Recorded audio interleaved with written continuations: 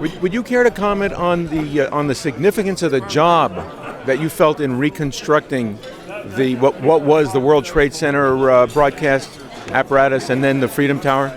Well, it's bringing broadcasting back where it was, and also in tribute to the broadcasters and everybody else who lost their lives that day. It's needs to be there, and fortunately, I work for a company that's supported that effort, and we're doing it.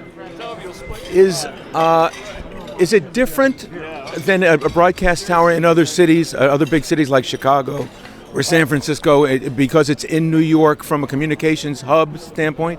Well, you picked a couple of good examples with San Francisco and Chicago. I mean, they're both big union towns. It was a big job coordinating the effort. We're trying to work on a building that's occupied, as I did at 4 Times Square as well. We rebuilt the tower with the building fully occupied underneath it. Didn't shut it down. We're doing that again.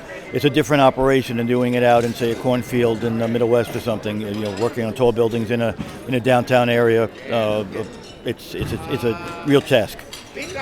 Does it serve the national interest in some way, or is it specifically the New York broadcast area?